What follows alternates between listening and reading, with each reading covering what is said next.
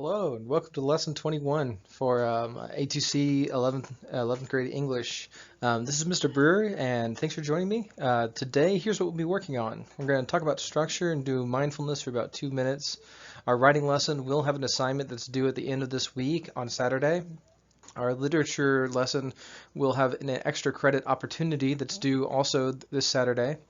And there will be no informational assignment, but there will be a short introduction to our new informational text. And there's not a grade attached to that. All right, so the two assignments due this week, our interview and our outline for the second essay will be due at the end of this week. And I'm going to walk you through what that's going to look like in the grade book or in Google Classroom, as well as what that assignment's going to be basically step by step. The literature assignment for this week is an extra credit assignment, and that will be due on Saturday also. And it's a closing audio reflection. I'd kind of like to hear your voices talking about what you thought of Gatsby, what the parts that you read, the parts that stuck out to you, and just kind of get a closing few thoughts verbally in the grade book. All right, so let's look at our learning targets for this week. All right, so let's look at our learning targets. For writing, we're going to be reviewing essay outline procedures while incorporating quotes into our outlines. So it's a little bit different, a little bit more complex than our first one, but not too much different. This means we can take notes during an interview and incorporate those quotes into our essays. And that will be due on Saturday the 14th. Our literature learning target is that we're going to read Chapter 9 of The Great Gatsby and complete the text. We're going to finish this first literature piece of the year out of 3, and this means we can read an entire classic literature novel and respond to it verbally using technology. You'll be recording an audio response to that. It is an opinion response. I really just want to know what you think about it and hear your voices because I haven't had a lot of that vocal feedback myself as a teacher, and it'd just be good to hear some human beings talk. If that sounds a little bit desperate, it is a little bit desperate. That will be an extra credit assignment that is open until Saturday on the 14th. For 30 points. So a little bit bigger than normal, but not quite a double credit, extra credit assignment.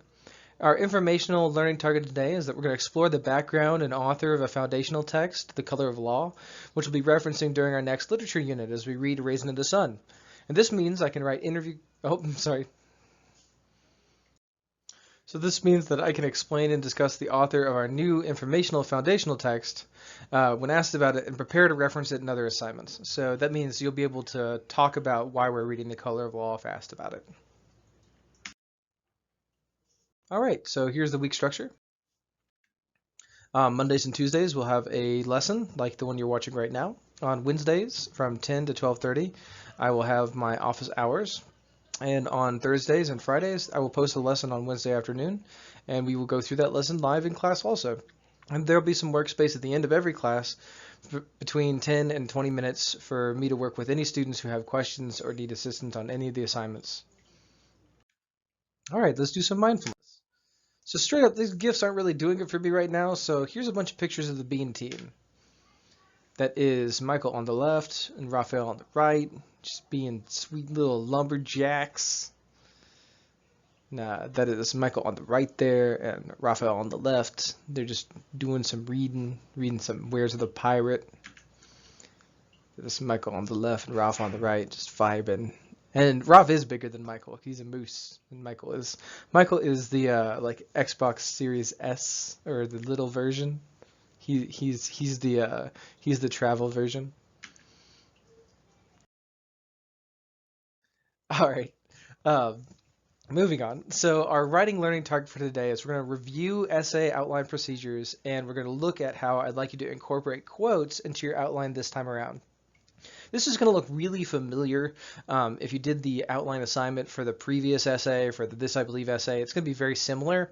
There are only slight differences, slight changes to this format to make this fit our goal as an interview research paper. All right, so this is the Essay 2 outline assignment for Saturday. Quick reminder, at the end of all this, your essay is going to be 2 pages long, and it's going to be an MLA format, which is double-spaced, 1-inch margins, Times New Roman 12-point font, with the standard MLA heading and header. We'll talk about that when I give you your rough draft assignment, and I'm going to give you examples of that. Your goal for this week is just the outline. Your paper must include an intro paragraph with an explicitly stated thesis, which we'll be working on today in your outline, 3 or 4 body paragraphs, each with a topic sentence and supporting details, which we'll be working on today also, and a conclusion paragraph, which we'll mention today, but we won't spend a ton of time with because similar to the first one, I think that your conclusion paragraph is easier to write when you're writing your rough draft than when you're writing an outline, because you've kind of worked through the entirety of your ideas. So this essay should also be written primarily in the third-person point of view, but may include some first-person point of view as well. So you can reflect on it in the first person. You can make a statement about your goals for college and career in first person at the beginning of the essay, but for the most part, it should be in third person, talking about the facts and the quotes that you've heard from the person you're interviewing. All right, so the completed assignment this Saturday is going to include your outline and the interview questions and answers that you wrote and took down from your interview, which you should do this week, or potentially have even done this weekend while I'm recording this, which is really cool. So those interview questions are going to come from the small assignment in Google Classroom for writing interview questions, which was due on 11/07, Saturday, November the 7th. So take those 6 interview questions and you will be dropping them into this assignment. So what's that look like? So to complete this assignment, this is what it looks like in Google Classroom. All of the areas shaded with that kind of light red color are where you will be writing. So you will be writing in all the areas where that light red color is. Anywhere you see that color, you will be doing some writing. So you're going to paste your 6 questions, the interview responses, and produce your outline for Essay 2. And that is the graded assignment for this week. So down here at the bottom of the screen, where you see copy paste your 6 interview questions here from the assignment on 11/07, this is where you will paste those questions. And then right below that, you will put your notes from that interview and the responses to those questions. And that is how you complete the first part of this assignment. So where it says copy paste your 6 interview questions from the assignment on 11/07, that assignment is the one that we did last week, the 6 question assignment that had a feeling question, knowledge question, a sense question, a value question, all those different kinds of questions. Those questions are what you will paste right there in the top where I have those yellow X's. So you'll be posting those questions from last week right here. And then after you complete your interview, using those questions, put your notes and the responses that your interviewee gives you right here. So questions go up on top and responses go on bottom. And that is the first part of this assignment. Next, you're going to write a 4-part thesis, just like the thesis we wrote for your "This I Believe" statement. Why are we using this structure? Because this structure makes it really easy to write an essay. If you don't use this structure, but you know that you can get to the 2 pages and have multiple support paragraphs, that's okay. If you are not 100% sure how to complete this essay and you are looking at the guide that I posted with the instructions from JCTC and you want some more directions, continue following along, and we're going to walk through the specifics. So for my example here, I said I'm interested in working in coding. So this is a career example. So I'm choosing the career of coding, and I'm going to pretend like I interviewed my friend Jordan, who lives out in Seattle, about coding, because we talk about his job all the time because it's still fascinating to me. So this is the career option for this college or career essay. So my main topic or thesis is I'm interested in working in coding. And I am using the first person here, but we're not going to use the first person for the majority of the essay. So my first supporting quote or concept that I learned from Jordan, my buddy who codes, is the hours are really flexible. The second thing that I learned from him, and this is in a different color to make it a little bit easier for me to go back to later, is the work is like solving a puzzle. Coding is like solving a puzzle. And the last thing that he told me about coding is the pay is really competitive. So with these 3 supports, and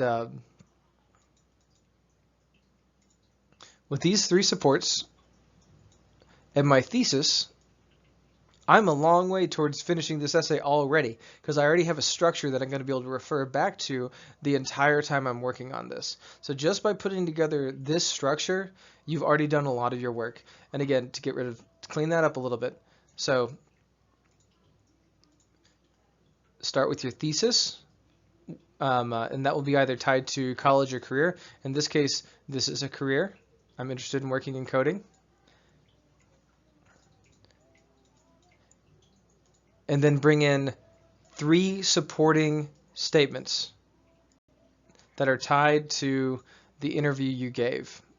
So these 3 supporting statements are tied to quotes that I got, which is important because it'll be easy to integrate those quotes. Here's how that looks. So for the first part, when you're going to include your topic or belief statement with 3 supporting parts, your answer is going to go over here.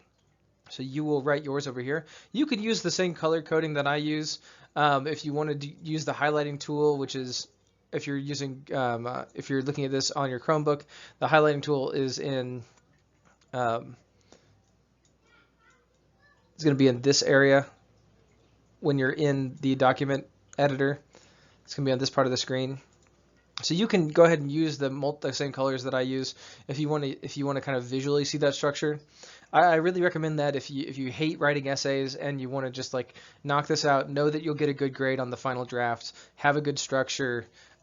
If you don't have to use the colors though, if that's just extra. All right, the next thing you're going to be doing is giving me a couple interesting facts about your college or career. So this was the short vignette in the previous assignment. In this case, by adding some interesting facts, you're going to give yourself something else to write about in those paragraphs that's not your quote and isn't your question. So you're going to be basically giving yourself like sentences pre-made that you can use in your paragraphs when you need a little bit more space that have to do with your topic. So these are going to be either about your college or about your career, but these pre-made sentences are invaluable when you're going through and writing your supports. Again, if you do a lot of legwork in the outline phase, your rough draft is going to be super easy to write because you're just going to take stuff from this outline that is much more like logically structured and plug it into an essay. So the better you are at note-taking and outlining, the easier essay writing is. All right, so now we're into the body paragraphs. So for paragraph number 2, which is your first body paragraph in support, you're going to use your first support. So my first support was in blue, and it was this idea that the hours are really flexible. So you will write over here your first support statement. Now down here, pull a quote that has to do with your first support statement. So this is the quote that I got from my friend Jordan. He said, when I'm working on a coding project, I can get it all done in 5 hours generally, so that 5 hours can happen either at the beginning or end of the project window. So that's him talking about how flexible it is. All I want is the quote. I don't need anything beyond the quote at this time. When you write your essay, you'll want to respond to the quote and explain it more, but right now, just get a quote in here that supports your topic sentence. Moving on to paragraph 3, it's effectively the same thing. So my second support was the work is like solving a puzzle. So that second support statement will go right here, and you'll write it over here, yours. And then down here, you're going to be including a quote similar to paragraph number 2 that backs up and supports your topic sentence, your support topic sentence. So here's what he said. He said, compiling is a lot like a gotcha game, which is apparently a type of video game that he plays. You solve the problem and then wait for the result you hope for, and if you don't get it, you go back and you go back to the code again.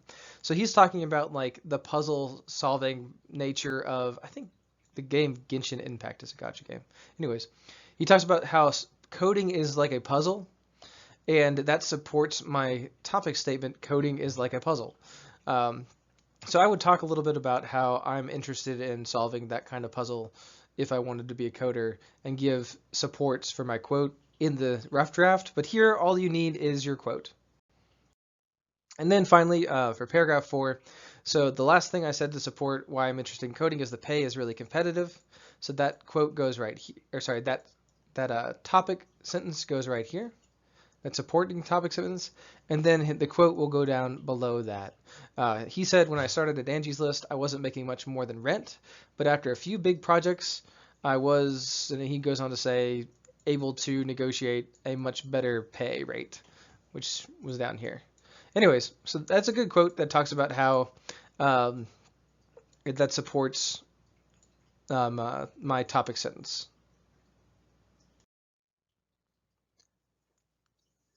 All right.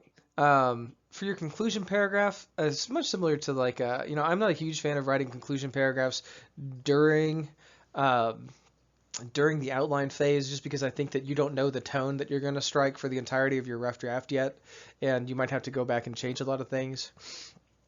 And I'm not a huge fan of having to rewrite whole paragraphs. If you can plan to do it right the first time, then it's less frustrating. So what you might do is think about why you do or do not want to pursue this career based on your interview and what you found interesting, and include that information here, and that will probably be part of your conclusion paragraph, whatever tone you end up striking. All right, so the way that the work looks this week, there is one large assignment due this week that is the mastery assignment for your interview notes and your outline that we just went through.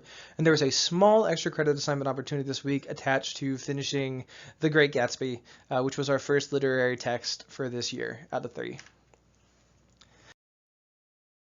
So let's get into that assignment for The Great Gatsby, the extra credit assignment. I'm really excited about this too because I want to hear back from you guys. And in this case, I'm actually going to literally get to hear back from you. So we're going to read Chapter 9 of The Great Gatsby and complete the text. This is our learning target, and this means I can read an entire classic literature novel and respond to it verbally using technology. So our extra credit assignment this week is a response recording.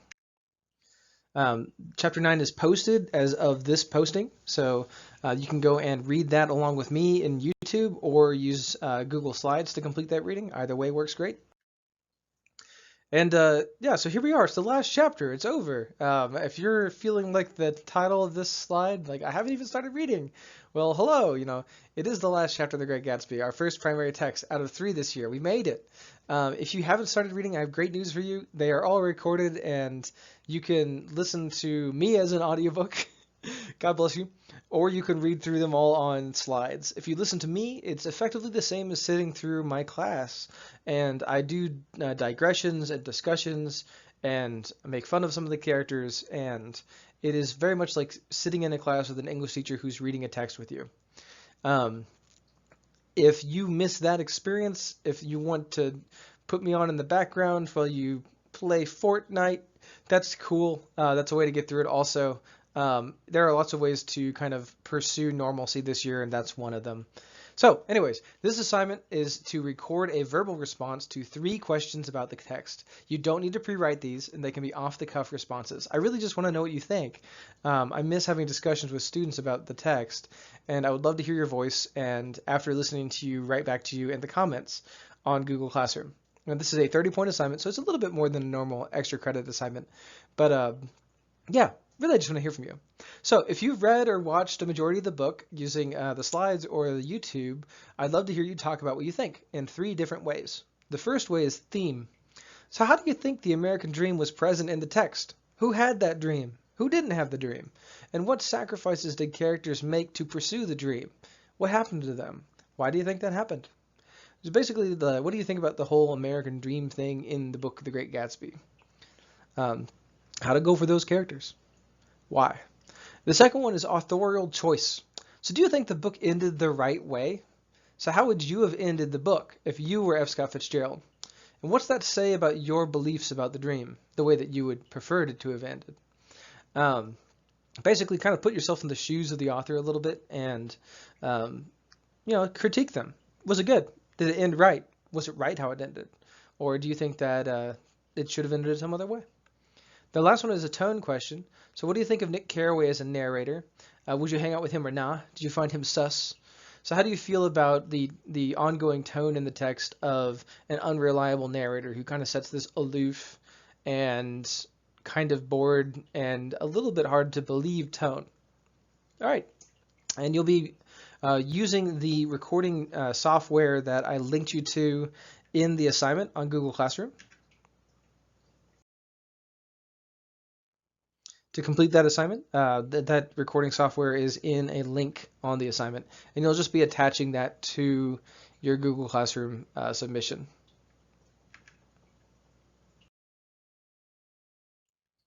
It is extra credit, but I would absolutely love to hear you guys. So if you can get that done, I'll be happy to listen and respond.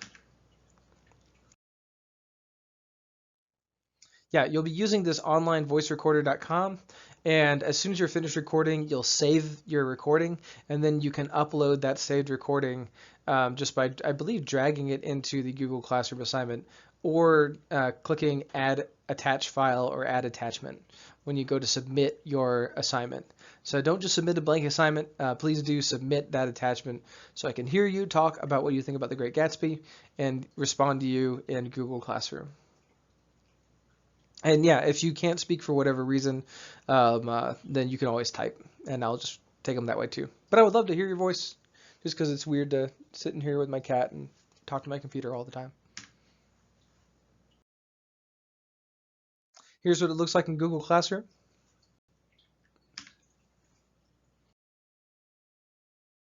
All right, and that's the shape of the assignments that can be graded this week.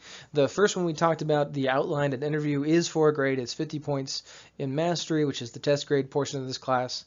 And the Gatsby recorded thoughts is 30 points in progress, extra credit should you choose to do it. If you don't do it, it is exempt all day long. But I'd love to hear from you. All right, and that takes us to our informational lesson. So we're going to explore the background and author of a new foundational text, The Color of Law, which we're going to be referencing during our next literature unit where we read A Raisin in the Sun.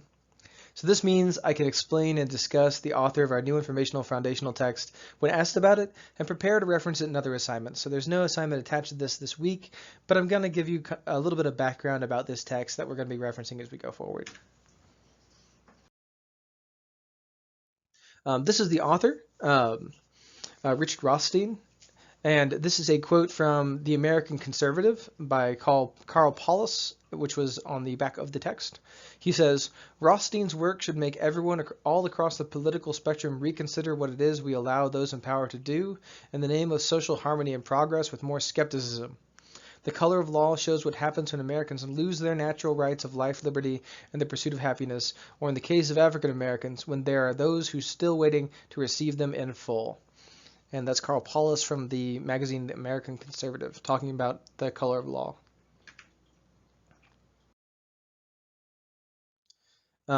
This is an excerpt from the New York Times article, A Powerful, Disturbing History of Residential Segregation in America, which is part of what will be which is their discussion of the text. This is their review.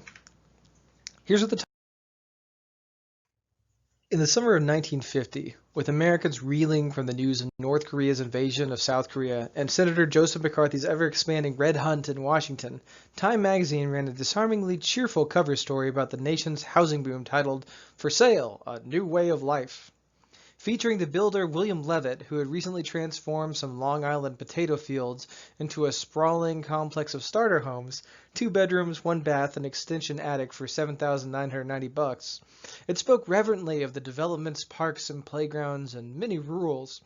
Fences are not allowed, Time noted. The plot of grass around each house must be cut at least once a week, and laundry could be hung outside on weekends and holidays. One rule, however, was conveniently absent from the piece. Homeowners in Leviton were forbidden to rent or sell to persons other than members of the Caucasian race. Asked about this so-called racial covenant, Levitt blamed society at large. As a Jew, I have no room in my mind or heart for racial prejudice, he said. But I have come to know that if we sell one house to a Negro family, then 90 or 95% of our white customers will not buy into the community. This is their attitude, not ours. As a company, our position is simply this. We can solve a housing problem, or we can try to solve a racial problem, but we cannot combine the two.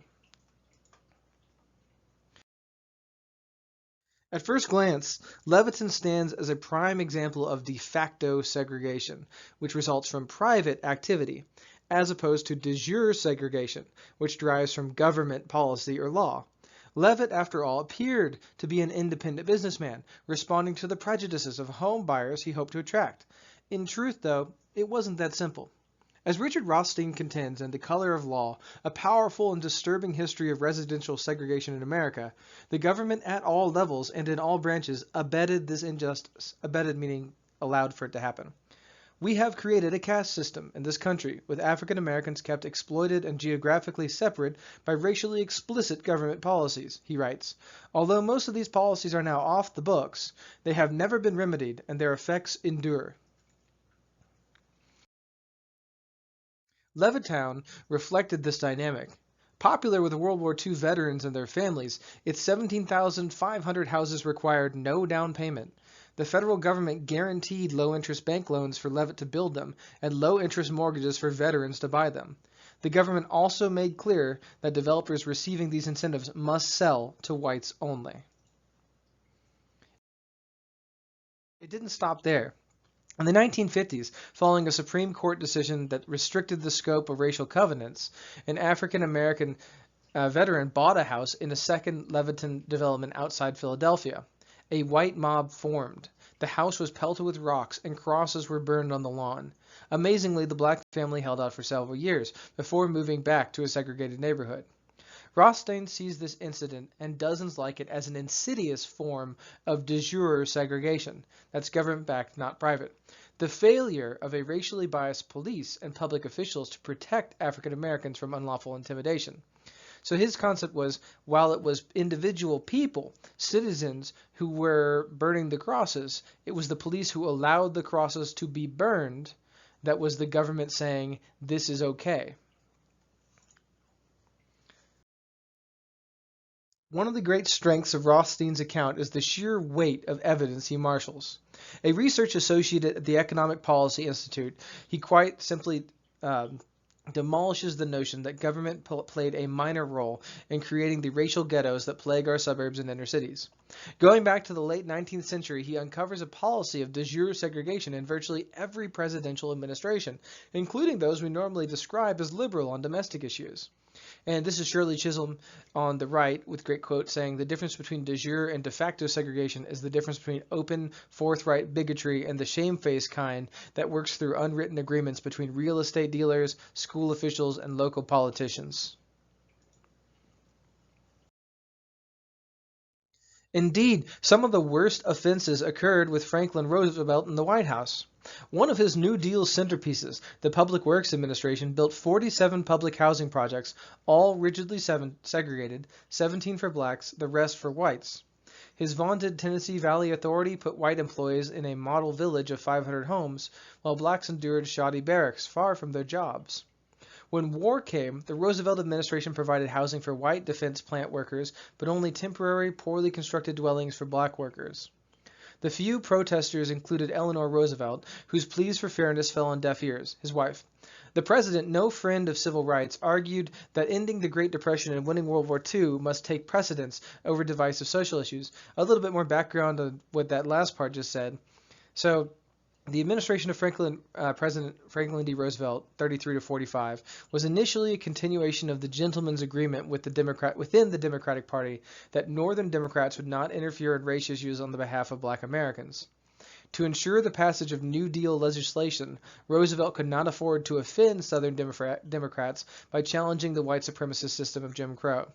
Roosevelt did not publicly support civil rights for blacks, and his administration was silent on the issue until the late 30s, when the First Lady began to speak up on behalf of black Americans, Eleanor Roosevelt.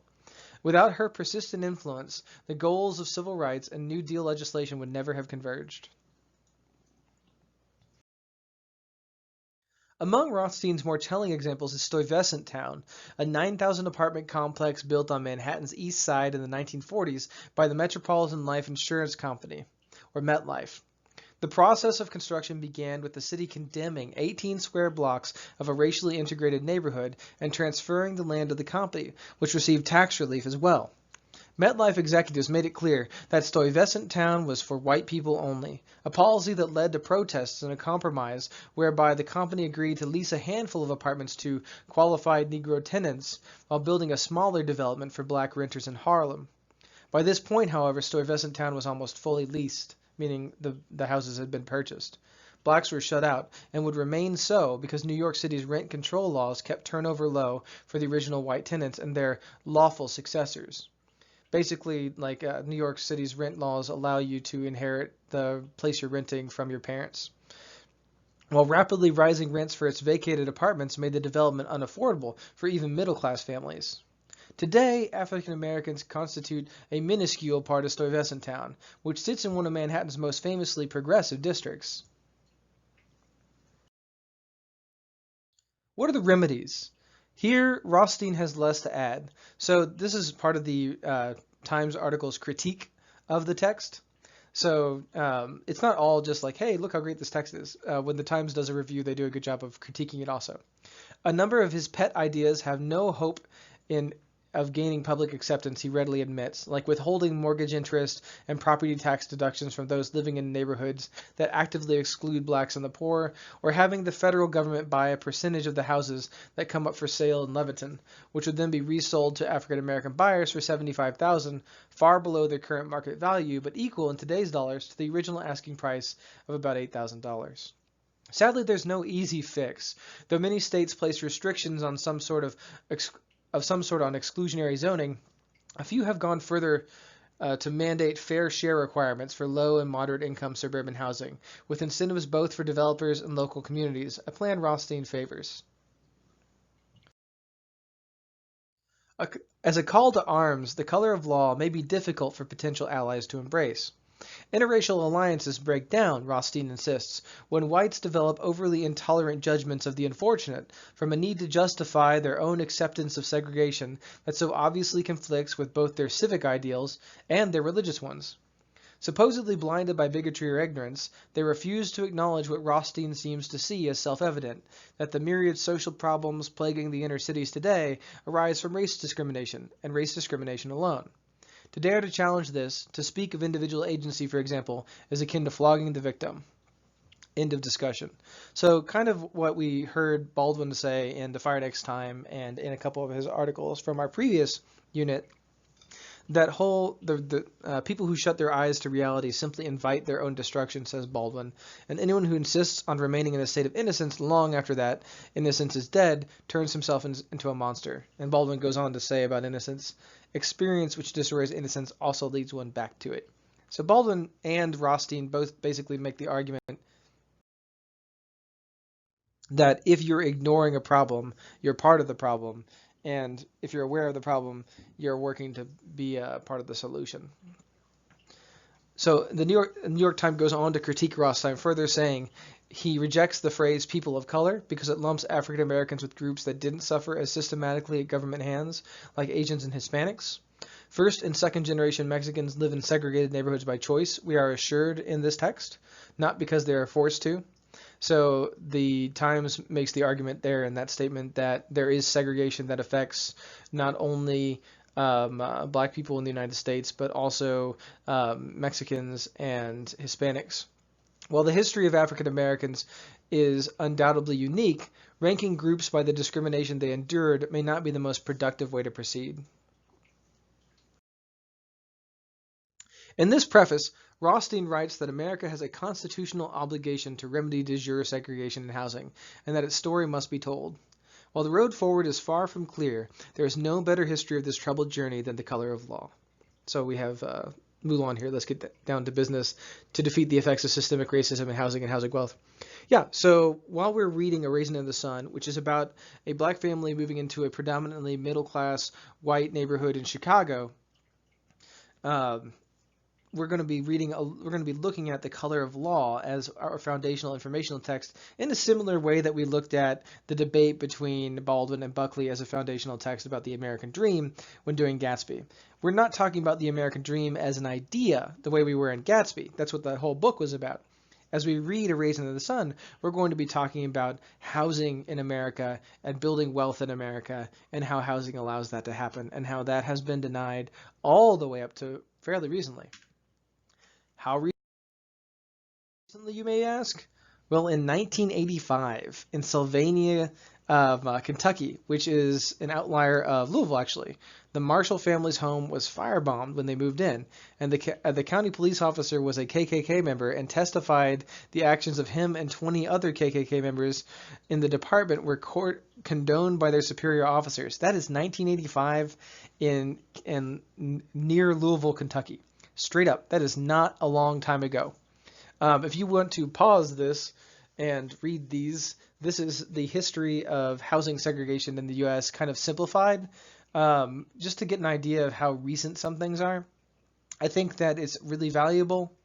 The Fair Housing Act in 1968 was the hard end to a lot of racist covenants, but that despite the Fair Housing Act in 1968, many covenants still remained racially informed, and we're going to look at that, discuss that a little bit more when we read some of Sundown Towns by the same dude who did Lies My Teacher Told Me.